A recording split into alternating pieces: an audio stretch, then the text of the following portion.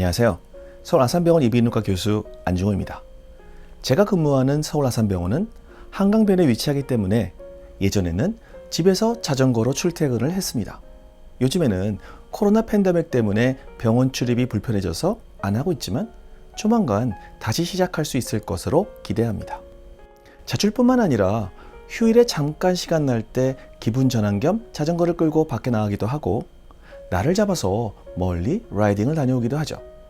그때마다 어김없이 챙겨보는 것은 오늘 서울의 미세먼지 상황입니다. 왠지 미세먼지 농도가 심한 날은 외출하기도 찜찜한데 자전거는 더더욱 타러 나가기가 애매해집니다. 이번 동영상에서는 매연과 공기질이 나쁜 도심에서 자전거를 타는 것이 건강에 얼마만큼 영향을 미치는지에 대해서 3편의 논문 리뷰와 함께 말씀드리겠습니다. 우리 대부분은 도시에 살기 때문에 공기 좋은 시골길을 달리는 선택받은 분들을 제외하고는 어쩔 수 없이 각종 매연, 황사, 미세먼지에 불안해하면서 자전거를 탑니다.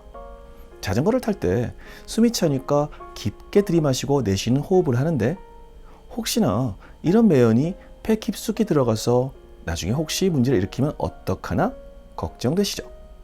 그렇다고 매번 자동차에 기차에 자전거를 싣고 공기 좋은 장소까지 한두 시간 걸려서 다녀오는 것도 시간이 아깝습니다.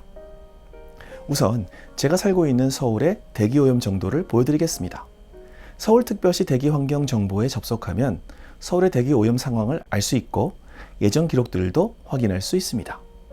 대기 중 크기가 10 마이크로미터 이하의 미세먼지는 PM10으로 2.5 마이크로미터 이하의 초미세먼지는 PM2.5로 표기하는데요. 우리나라 서울의 경우 작년에는 PM2.5의 평균이 세제곱미터당 20 마이크로그램이었습니다. 2019년에는 PM2.5의 평균이 세제곱미터당 24 마이크로그램이었네요. 코로나 덕분인지는 몰라도 예전에 비해서 요즘 서울의 미세먼지 상황이 좋아졌습니다.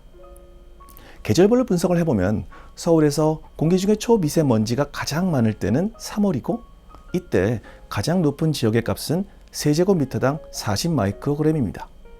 이후 점차 PM2.5가 낮아지는데 가장 공기가 맑은 시기는 9월이네요. 역시 가을하늘이 높아 보이는 이유가 있었습니다.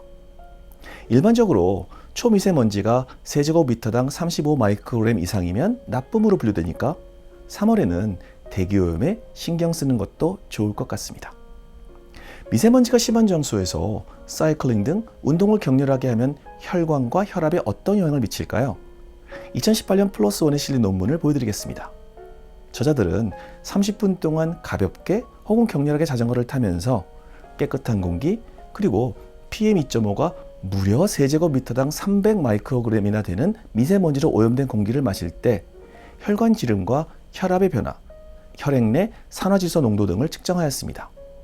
연구 결과 미세먼지가 많은 공간에서 30분간 자전거를 타는 경우 초반에는 혈액 내 산화질소의 농도가 크게 올랐지만 운동 후 2시간 이후에는 정상으로 회복되었습니다. 혈관에서 산화질소의 역할은 혈관을 확장시키고 혈액 흐름과 혈압을 조정하는 역할을 하죠. 그래서 미세먼지 농도가 높은 공간에서 가볍게 혹은 격렬하게 자전거를 타더라도 증가된 산화질소 덕분에 혈관 직경과 혈압은 그다지 변화를 보이지 않았습니다.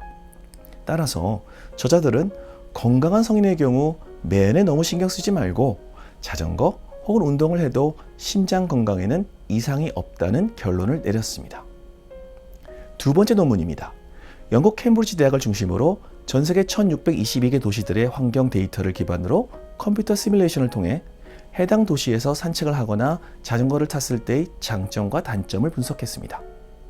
보여드린 그래프는 초미세먼지인 PM2.5가 세제곱미터당 50 마이크로그램인 환경에서 자전거를 탔을 때의 사망률을 보여주는 그래프입니다. 매일 하루 7, 80분 미만으로 자전거를 탔을 때는 사망률이 평균 사망률 기준인 1보다 감소하다가 이후 점차 사망률이 조금씩 증가하지만 여전히 1보다는 낮고 하루 6시간 이상 자전거를 타면 운동 효과에도 불구하고 사망률이 1보다 커지면서 의미 있게 올라가는 것을 보여줍니다.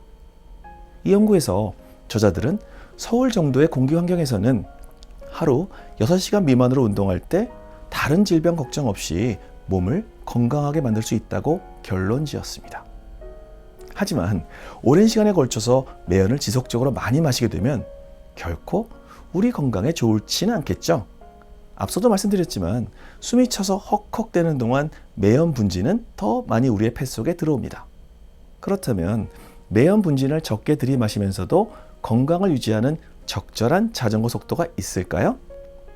캐나다 브리티시 컬럼비아 대학의 알렉산더 비가지 교수는 2016년 인터내셔널 저널 오브 서스테이너블 트랜스포테이션 저널에 발표한 논문에서 성별과 나이에 따라 약간의 차이는 있지만 걸을 때는 시속 3 내지 5km 정도로, 그리고 자전거를 탈 때는 시속 13에서 15km 정도로 유지한다면 매연 등 공기의 오염을 별로 신경 쓰지 않고 다닐 수 있다고 보고했습니다.